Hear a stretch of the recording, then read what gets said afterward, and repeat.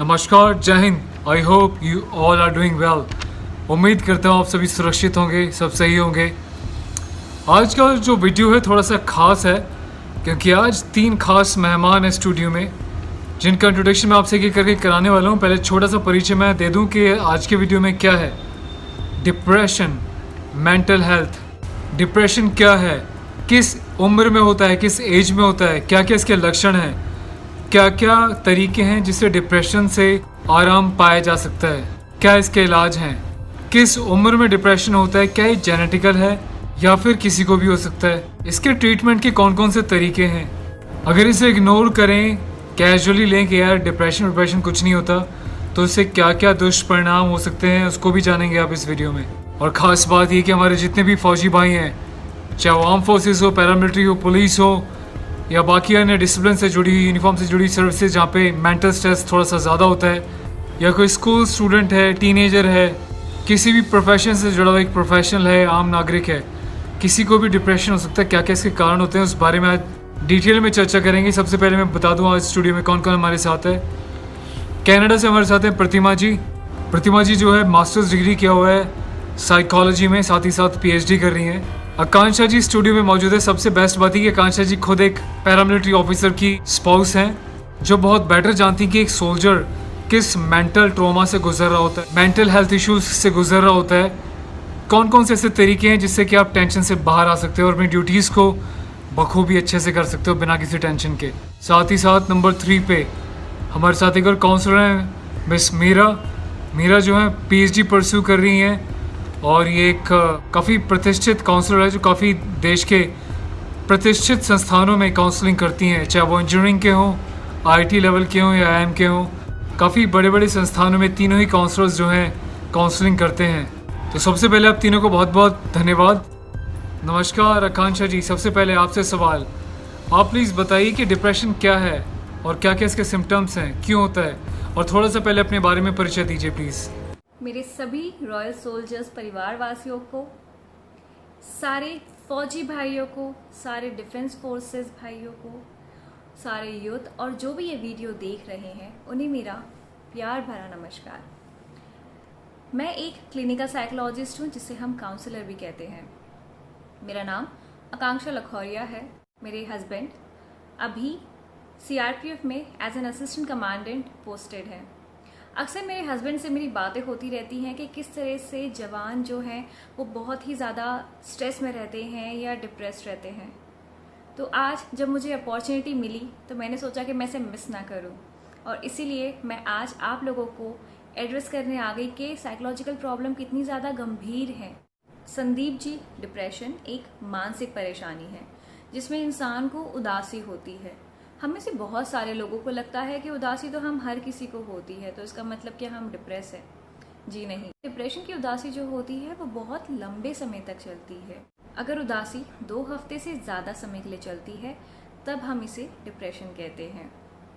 अगर हम नॉर्मल उदासी की बात करें तो नॉर्मल उदासी में जब भी कोई इवेंट होता है या जब भी कोई खुशखबरी मिलती है हम फिर से पहले जैसे हो जाते हैं, पर उदासी में ऐसा नहीं होता। उदासी में चाहे हमें कितनी भी अच्छी न्यूज़ क्यों ना सुनने के लिए मिल जाए, हमारे आसपास कितनी भी अच्छी चीज़ें क्यों ना हो रही हो, पर फिर भी हम उदास ही रहते हैं। मीरा जी, मैं चाहूँगा थोड़ा सा आप भी इस विषय पे प्रकाश डालें। आप अपने विचारों में बताएं कि डिप्रेशन क्या है और क्या क्या इसके सिम्टम्स हैं। क्राइंग स्पेल्स, रोना। कुछ लोगों का ऐसा रहता है कि ज़्यादा रोते हैं, कुछ लोग नहीं रोते हैं, गुस्से में रहते हैं, पर मूड एकदम डाउन रहता है और बहुत मन उदास रहता है। इसमें कुछ भी अगर आप करें उनके लिए तो भी वो खुश नहीं होते हैं और उसमें हैप्पीनेस की फीलिंग जो है एकदम से घट जाती है।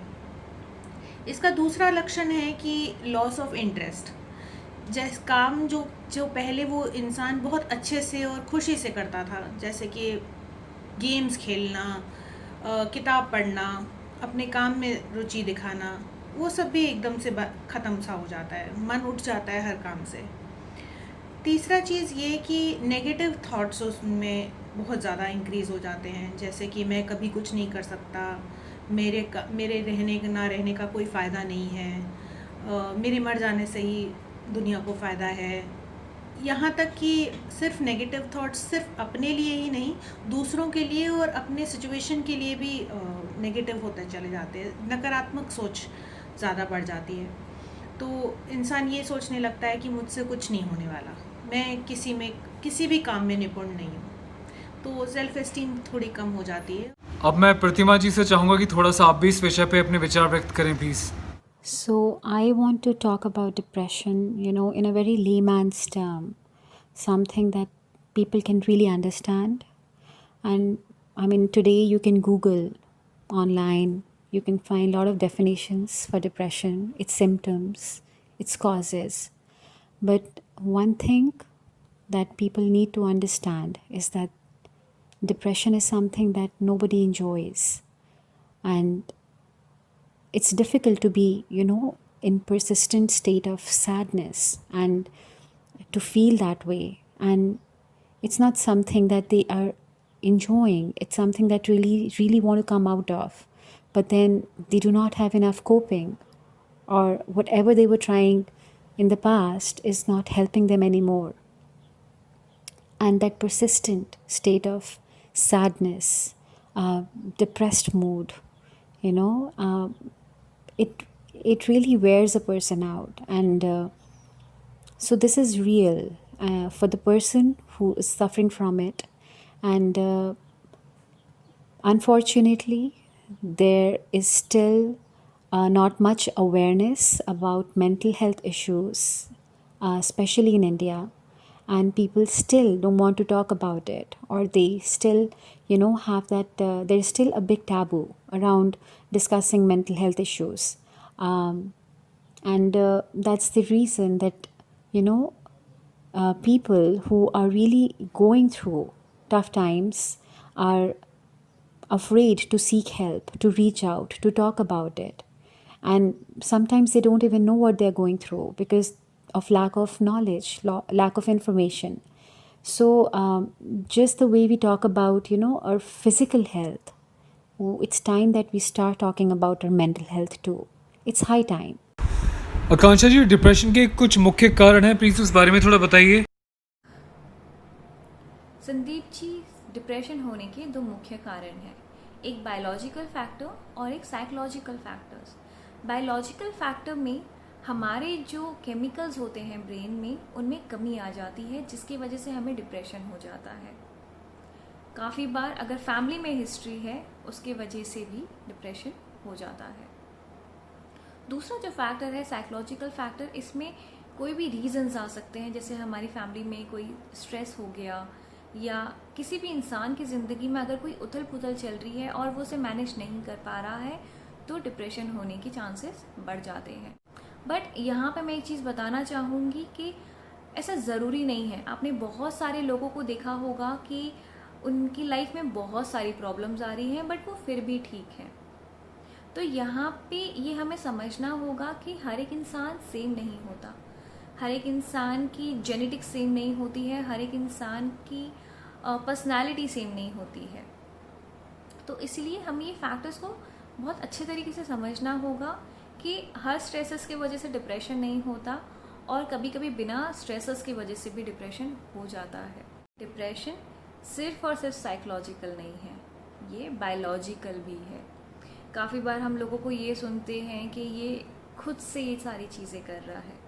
डिप्रेशन एक ऐसी फीलिंग है जहाँ पे इंसान बहुत ही अकेला महसूस करता है, बहुत ही लाचार महसूस करता है, और इस तरह की फीलिंग कोई भी इंसान खुद लाना नहीं चाहता।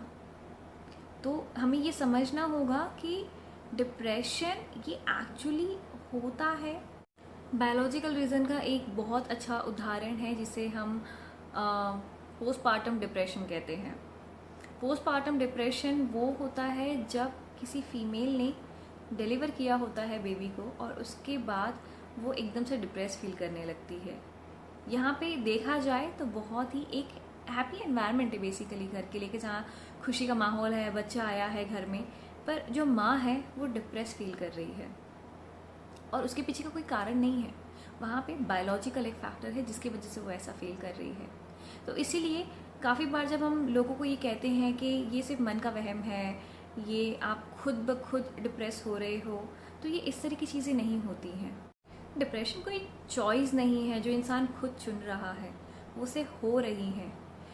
काफ़ी बार जब पेशेंट खुद लोगों से सुनता है तो वो खुद भी आके हमें कहता है कि मैं क्या इतना कमज़ोर हूँ कि मैं मतलब कुछ कर नहीं पा रहा हूँ, या मैं इतना लाचार फील कर रहा हूँ, मैं ऐसे कैसे हो गया, मैं तो बहुत अच्छा हुआ करता था। तो वो अपने आप को ब्लेम करने लगते हैं उनकी कंडीशन के लिए जिसमें उनका हाथ नहीं है। तो इसीलिए आई गेस हमें हमारे आसपास के लोगों को भी समझना होगा कि एग्जैक्टली डिप्रेशन है क्या। इसके कोई खास सिम्टम्स होते हैं? संदीप जी, डिप्रेशन के जो मेन इंपॉर्टेंट सिम्टम्स हैं वो है सैडनेस, उदासीनता बनी रहना काफ़ी लंबे समय तक। दूसरा जो है लॉस ऑफ इंटरेस्ट, किसी भी काम में मन नहीं लगना, कोई भी चीज़ें में जो पहले इंटरेस्ट था अब उन चीज़ों में बिल्कुल भी इच्छा नहीं रहती है पेशेंट की। जो हमारा तीसरा सिम्टम है वो है टायर्डनेस, फटीग। इंसान बहुत ही ज़्यादा थका थका सा महसूस करता है, हमेशा मतलब बस बेड पे लेटे रहने का मन करता है, ऐसा लगता है कि बॉडी में बिल्कुल भी एनर्जी नहीं बची है।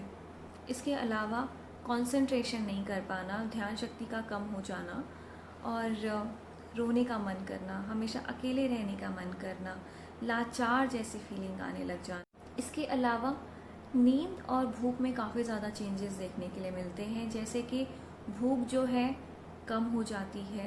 काफ़ी बार ऐसा भी होता है कि कुछ लोगों में भूख जो है बहुत ज़्यादा बढ़ जाती है। क्या इसकी कोई निश्चित एज है या किसी भी एज को हो सकता है? डिप्रेशन किसी भी लोगों को हो जाता है। डिप्रेशन कोई उम्र देख के नहीं आता, डिप्रेशन कोई अमीर गरीब देख के नहीं आता है। डिप्रेशन बच्चों को भी होता है, डिप्रेशन बुजुर्ग को भी होता है।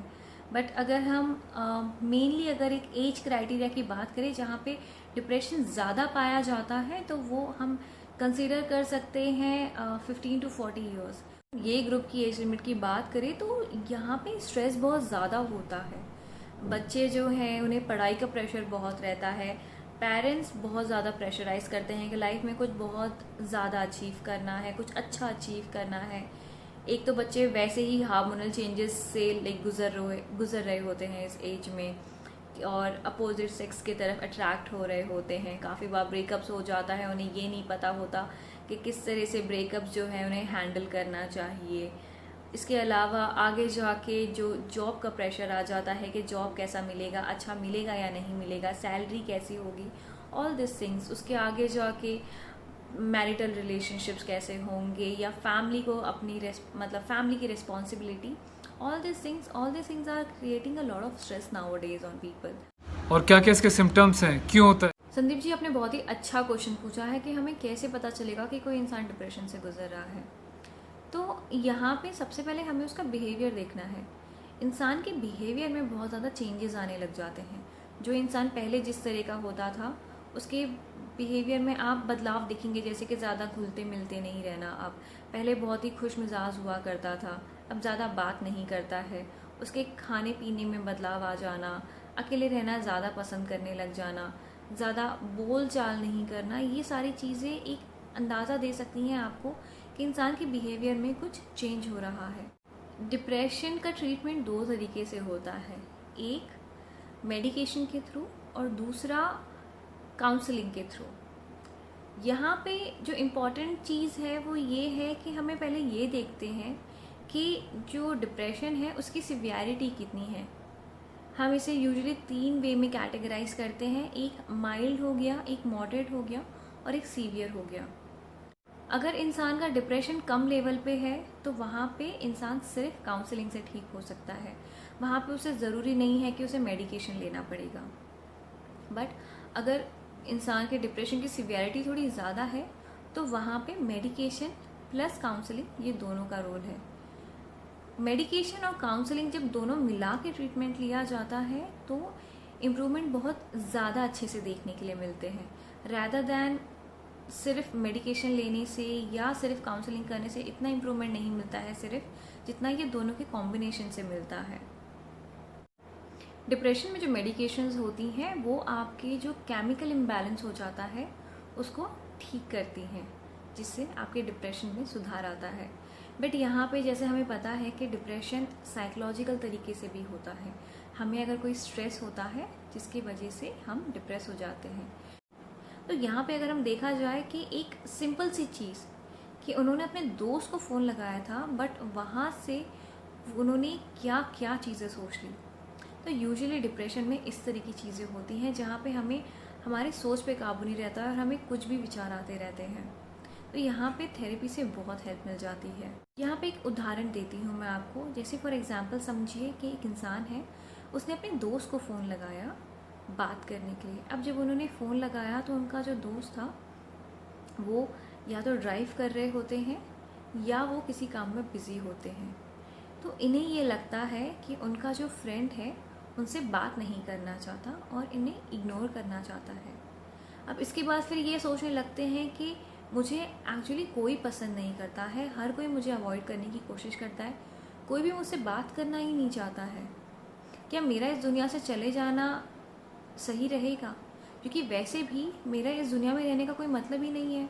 लोग मुझे वैसे भी पसंद नहीं करते हैं, मुझे कोई भी पसंद नहीं करता है, ना मेरे आसपास के लोग, ना मेरे घर वाले, हर कोई मुझसे बस दूर ही होना चाहता है। अगर हम बात करें काउंसलिंग की, तो काउंसलिंग में हम जो डिप्रेशन से जूझ रहा इंसान है उसकी थॉट प्रोसेस जो है उसे चेंज करते हैं। अगर हम बात करें डिप्रेशन की, तो वहाँ पे नेगेटिव थॉट्स बहुत ज़्यादा आते हैं। इंसान नेगेटिव चीज़ों के ऊपर बहुत ज़्यादा फोकस करता है, उनके मन में सिर्फ नेगेटिव चीज़ें ही चलती रहती हैं।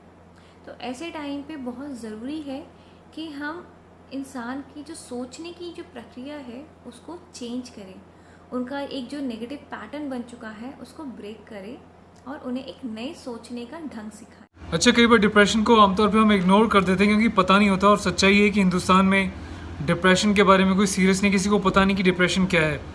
अगर इसको इग्नोर करते रहें तो उसके क्या क्या दुष्प्रभाव, दुष्परिणाम हो सकते हैं? प्लीज़ थोड़ा सा इस बारे में भी बताइएगा। अगर डिप्रेशन को काफ़ी लंबे समय तक नज़रअंदाज करते हैं तो ये बहुत ज़्यादा जानलेवा भी हो सकता है। अगर इसकी सीवियरिटी धीरे धीरे बढ़ती है तो इंसान को डिप्रेशन में सुसाइडल थॉट्स भी आने लगते हैं और काफ़ी बार वो इस तरह की चीज़ें कर भी देते हैं। इसीलिए हमें इसे ज़्यादा टाइम तक नज़रअंदाज नहीं करना चाहिए। अगर आपको लगे कि आपको कोई सिम्टम्स हो रहे हैं डिप्रेशन जैसे, तो आप तभी के तभी जाके किसी भी साइकोलॉजिस्ट से या किसी भी साइकियाट्रिस्ट से अपना इलाज कराइए। बिकॉज आप ये भूलिए मत कि जो आप उस समय पे जो फील कर रहे हैं वो बहुत ही टेम्पररी है। आपको ज़रूर लगेगा कि ये परमानेंट है, ये हमेशा ऐसे ही रहेगा, बट ये टेम्पररी है। तो इसलिए अपनी ज़िंदगी के साथ मत खेलिए और अपना इलाज कराइए।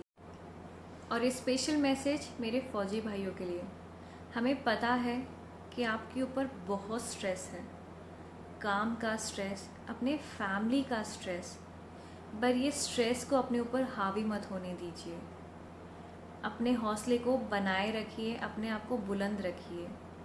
अगर परेशानी हो रही है तो किसी भी प्रोफेशनल के पास जाके इलाज कराइए। अगर आप जा नहीं सकते हैं ऑनलाइन कराइए, बट कराइए। अगर आपको फिर भी कोई नहीं मिल रहा है तो अपने आसपास के लोगों से बात करिए, बट अपनी ज़िंदगी के साथ खिलवाड़ मत करिए। आपकी ज़िंदगी बहुत प्यारी है। आशा करती हूँ कि मैंने जो भी सारी इन्फॉर्मेशन दी है आपने उससे कुछ सीखा होगा और आप आगे वाले समय में अगर कोई भी ऐसी परेशानी होगी तो उसका ध्यान रखेंगे। तो मैं आज संदीप जी को धन्यवाद कहना चाहूँगी कि उन्होंने मुझे ये अपॉर्चुनिटी दी कि मैं आज यहाँ पे आके आप सभी लोगों को एड्रेस करूँ और यहाँ पे मैं बता सकूँ कि मानसिक परेशानियाँ कितनी गंभीर हैं और हमें इससे गंभीरता से लेना चाहिए, ना कि इसे इग्नोर करना चाहिए। तो thank you Sandeep ji for having me here. Thank you Akanksha ji, Meera ji, Pratima ji. ये हमारा सौभाग्य है, धन्यवाद की ज़रूरत नहीं है। ये आपका परिवार है, आपका इनिशिएटिव। हमें बहुत अच्छा लगा कि आपने एक बार बोलते ही royal soldier channel on YouTube एक रिक्वेस्ट आपसे की कि हमारे जवानों के लिए, हमारे यूथ के लिए एक साइकोलॉजी से रिलेटेड जो है सेशन रखा जाए, और आपने इतने बढ़िया इनिशिएटिव के साथ इतना अच्छे से समझाया। मुझे लगता है कि इस वीडियो के माध्यम से बहुत लोगों को इस बारे में जानकारी मिली होगी। और मैं कहना चाहता हूँ पेरेंट्स से कि प्लीज़ अपने बच्चों के ऊपर ये मेंटल प्रेशर ना डालें एकेडमिक्स का। इतने % लाए, पड़ोसी के बच्चे इतने लाए तो आपको भी इतने लेके आना। नहीं, हर एक बच्चे की पोटेंशियल एक जैसी नहीं होती है, हर किसी की जो कैपेसिटी है सबकी अलग अलग होती है। और बच्चों से मैं एक बात कहना चाहता हूँ, स्कूल में कोई आपको बोलिंग करता है, टीज करता है, कोई कहता है लंबा है, कोई कहता है छोटा है, बौना है, मोटा है, काला है, ऐसे लोगों की बातों में मत आओ। ये वो लोग हैं जो ज़िंदगी में खुद कुछ नहीं कर सकते लेकिन औरों को डिस्क्रिमिनेट करते हैं, औरों को लेट डाउन करते हैं। लेकिन आपको क्या करना है, आपको रॉयल सोल्जर फैमिली का मेंबर की तरह अपने आप को स्ट्रॉन्ग रखना है, जोश हमेशा हाई रखना है। जो बोल रहा है उसको बोलने दो, हमें कोई फ़र्क नहीं पड़ता। मैं चैनल पे इतने सारे वीडियोस बनाता हूँ, कुछ % ऐसे भी लोग आते हैं इतने अच्छे वीडियोस पे भी आके भद्दे कमेंट कर जाते हैं, कुछ ना कुछ अनाप शनाप बक जाते हैं। तो क्या मैं उनसे सर मारने लगूँ, दीवार में अपना सर फोड़ने लगूँ? नहीं यार, जो इस टाइप की हरकतें कर रहे हैं उसे करने दो। आप पॉजिटिव रहो, आप ये देखो कि आपका फोकस क्या है, आपको क्या करना है लाइफ में। क्योंकि कोई भी इंसान अपने रंग रूप से, कद काठी से छोटा बड़ा नहीं होता, अपने विचारों से बड़ा होता है। और इन लोगों के विचार बहुत छोटे हैं जो आप लोगों को टीज़ करते हैं। तो हमेशा अपने विचार ऊपर रखो। कभी अगर आप बुलिंग फील कर गए, अगर आप डिप्रेस हो गए या आप डिमोटिवेट हो गए तो समझ लो कि उनकी जीत हो जाएगी। वो जो चाह रहे थे उन्होंने ऐसा कर दिया। आपको डिमोटिवेट नहीं होना, आपको ये दिखाना है कि आप किसी की बातों से कोई फ़र्क नहीं पड़ने वाला आपके ऊपर। और पेरेंट्स बच्चों को टाइम दे यार, उनके साथ टाइम स्पेंड करें, उनकी साइकोलॉजी को समझें, उनके साथ एक अच्छा टाइम स्पेंड करें ताकि अपनी बातें, अपनी झिझक आपके साथ शेयर कर सकें। और दोस्त, सभी दोस्त अपने दोस्तों के साथ टाइम टू टाइम जो है डिस्कशन करते रहें, बातें करें, उनके बारे में जानें। किसी समस्या से कोई गुजर रहा हो तो प्लीज़ उसको समझें और उसका सलूशन निकालने की कोशिश करें। Thank you so much guys. Comment करके ज़रूर बताइएगा कि आज का वीडियो कैसा लगा। काफ़ी लेंदी था, मैं समझ सकता हूँ, पर जिनको इंटरेस्ट था उन्होंने देखा होगा, जिसको नहीं था वो छोड़ के चले गए होंगे। तो जिसने भी वीडियो को पूरा देखा समझा आप ही के बेनिफिट के लिए था। Thank you so much for that. परिवारों के साथ, स्टूडेंट्स के साथ, सभी के साथ इस वीडियो को चाहें तो शेयर कर सकते हैं, एक अच्छी बात उन तक पहुंचाने के लिए, सोसाइटी तक पहुंचाने के लिए, क्योंकि आमतौर पे ऐसे वीडियोस जो है यूट्यूब वगैरह पे नहीं देखने को मिलते। Thank you so much once again guys, take care of yourself. जय हिंद and keep the josh high.